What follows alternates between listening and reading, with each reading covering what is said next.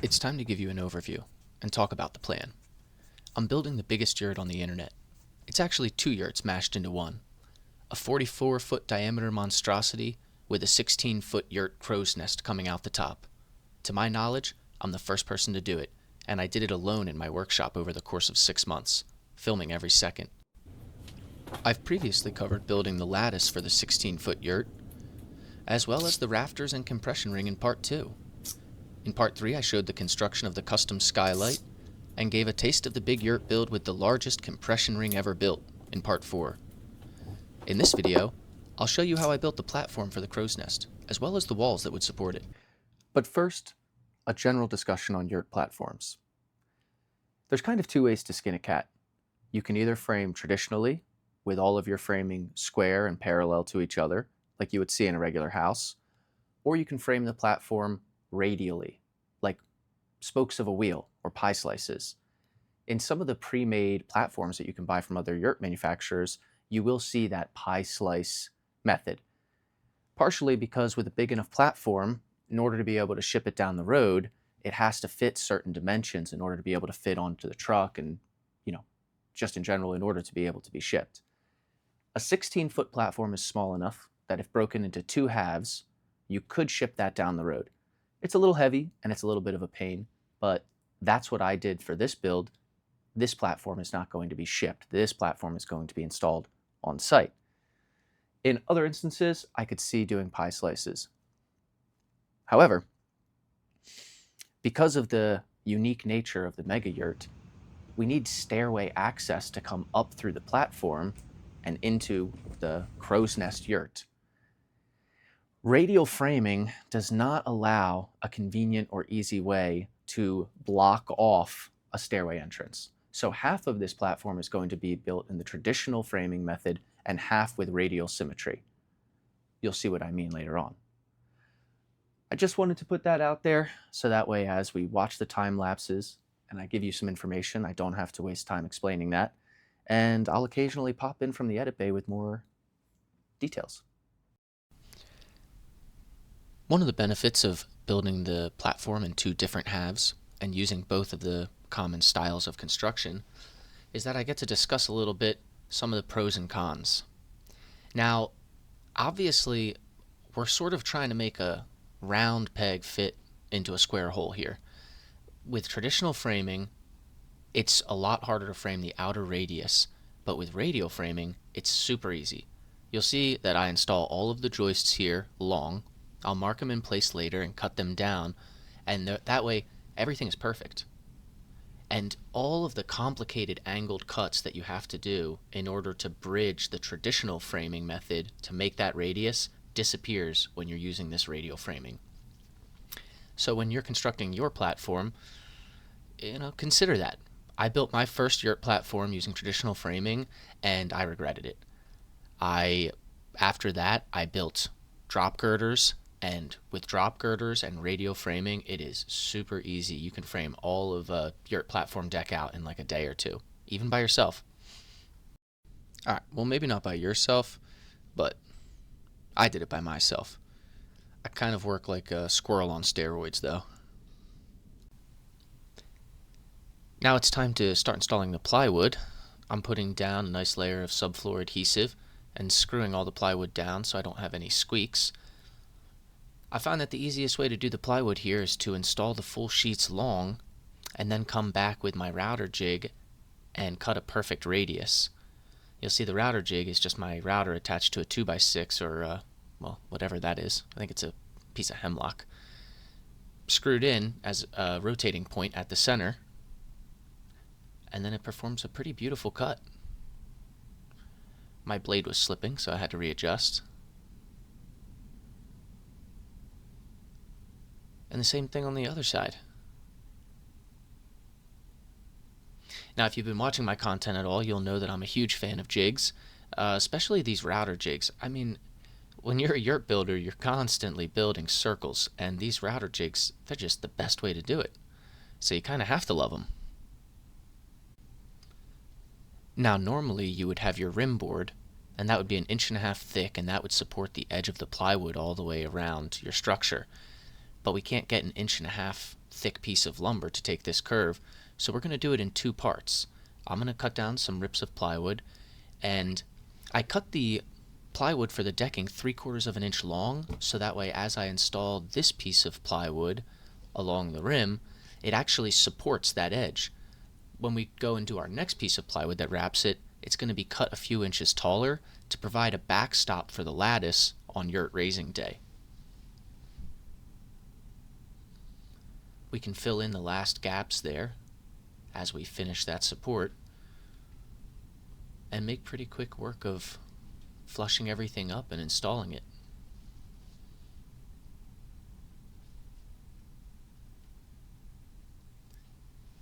I think you'll really appreciate here how the radial framing makes doing this outer radius a breeze, and it's perfect. Now, if you haven't seen the video already, I've got the skylight in the background there. You can check it out. And if you like what you see so far, leave a like. Drop a comment. Tell me something about you or yourself. The whole point of this channel is to connect with other aspiring yurt builders and like-minded individuals. So if you're out there, let's hear from you. Now you get to see how I maneuver large pieces like this as a solo worker in the shop. Had to do the final lift all by myself and stop to flex. That's how you get it done when you're working by yourself. Yeah, and then we still got to move that platform out of the way so we can build the other half. I kind of chose to do this with a combination of my chain hoist, which is one of the handiest tools for me in my shop, and ratchet straps, which are another super handy tool. My wife comes in to chat with me occasionally. And once we have the first half of the platform out of the way, we're going to jump right into the second half of the platform. Now this one is going to be the traditional framing. We're going to make some more interesting cuts. We're going to start off with our first pieces of lumber. And like I said, we need that stairway access. That's what's going to be happening in this half of the platform. So I'm creating, doubling up the 2x6 joists to create that pocket. You'll see why in a second here. Those 2x6s that I've doubled up are going to carry multiple joists on them. If I had done just a single joist there, that would have been undersized. You see now all these joists, they're going to hang on that. So we double that one up. And we only install the first 4 or 5 joists. You can see as I'm adjusting each angle and the end of that joist is burnt because my circular saw was hating it. We only install the first like 4 or 5 joists because that angle got so steep that now we're going to stop and we're going to frame the last little bit out at a 90-degree angle to those first joists. It's kind of hard to describe this stuff, but you have the visual right there, so just keep watching. We'll get there. It has only just now occurred to me that I've been calling all of these pieces of lumber 2x6s, and they are 2x8s. I'm not going to go back and change it, but moving forward I'll make that correction. And yeah, if you caught it and left a comment first, nice, good eye. Now I used all those small blocks to kind of hold these little bits of joist in position so that way they didn't shift as I cut my jig, and then I screwed them into the plywood, which would hold them in place finally. That router jig is the MVP of getting professional cuts. Looks like my circular saw is still burning a little bit on those joist ends. Ooh, that one was clean though. Ha! Did something right.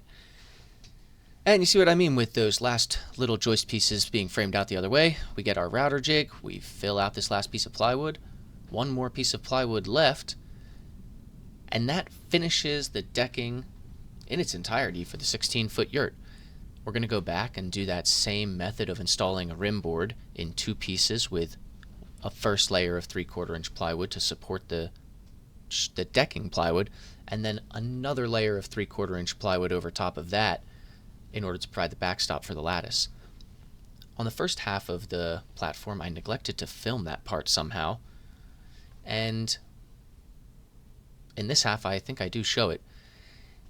Now if you've been watching my videos, you may be thinking by now that I'm a little bit of a liar, because I told you that my rigid table saw died and that I had to get a new one. Well, guys, you got to remember, I was doing this work in the shop a year ago, and my memory was a little bit off.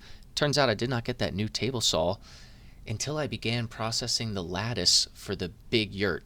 Now, the lattice for the big yurt is 10 feet long instead of 8 feet long, and I think I was maybe in the first couple cuts when the table saw died. That video is going to be the next one coming out. So if you want to keep following along, hit that follow button and stay and watch the journey. But before we get to the next video, we got to finish this one. You see there again how I move the platform using my chain hoist from one side of the barn shop to the other. You may be wondering how I'm planning on supporting this platform. Like right now I have this pre-built platform and that's nice, but I got to get the thing up in the air somehow. Well, this is what I'm thinking. If I make 13 pre-built wall sections that I can set up one right after another on yurt raising day, then I could lift the platform and just set it in place right on top of those walls. And that makes the entire Mega Yurt a shippable kit. You can see a few of my ideas there for using the interior walls, and you can see how there's the 4 door segments that we'll have to build that'll be different from the wall segments. Now, I don't know how interesting this will be to you, but for the math nerds out there, I did say we were going to build a 13-sided structure. So, for everybody keeping count, we have now made a number of interesting polygons. We have made the 10-sided rings, decagons. We have made a 13-sided walls, which is a tridecagon. And we have also made an 8-sided skylight, an octagon.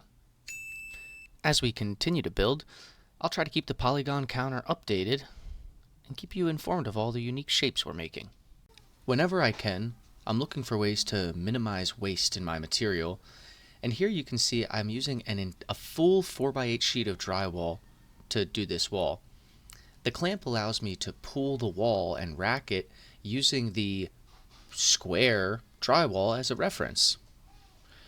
With the first wall built, I'm going to have to build, count them, 8 more like that, and then I got to build 4 that have the doorway framed into them. And as the age-old saying goes, if you got to do something more than 3 times, build a jig.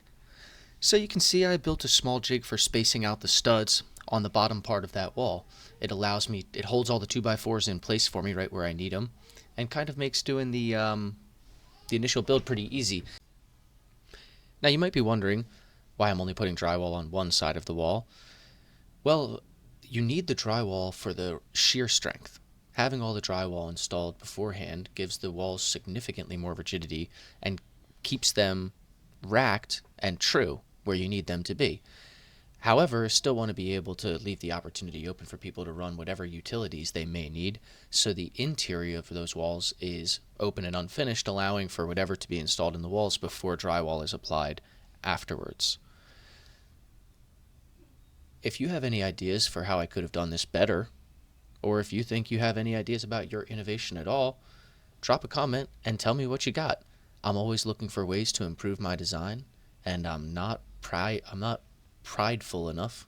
I'm not proud enough to think that I'm the best person for this job. So I think it's a collaborative community effort of people coming together and sharing their resources and their knowledge in order to continually improve. And I think that that's kind of been the path and the mission of humanity for as long as we've been around. I just want to add in some small way to that larger grand design. One question I do seriously have for you, though, is should I put music in these?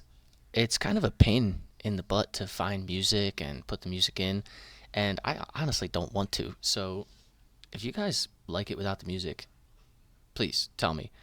But if you think that I should stop being lazy and do the work and put the music in, also tell me that. I'm here to please. Some eagle-eye viewer has no doubt noticed that we've finished our 9th regular wall, and we've started framing our first, what we'll call doorway. Now you'll notice that I still install a full sheet of drywall on there. Well, remember what I said about that shear strength. Even though there's no framing in that doorway, I'm still going to install the full sheet of drywall until all 13 of the walls are locked in place together, and then I can cut out those doorways. Now, it may seem like a little bit of a waste, but don't worry, those drywall scraps will get reused and recycled on the interior. Now, slightly annoyingly, I wanted to have 2 jack studs here for these doorways to carry the weight of the joists above, but there's not quite enough room for a 36-inch door and 2 jack studs, so I had to plane the second jack stud down to only 1 inch wide for all of those doorways. But I wanted the 36-inch doors, so sometimes we do a little bit of extra work to get what we want. That just about brings us to the end of this video. If you made it this far, thanks for watching, and I hope to see you around. Next week, we'll be tackling the big yurt lattice, and believe me when I say, this is going to be the most sawdust that we are going to produce in this whole project. And if you haven't seen any of these other videos, click on one of the links. If you like this one, you'll like those. We're going boating, baby!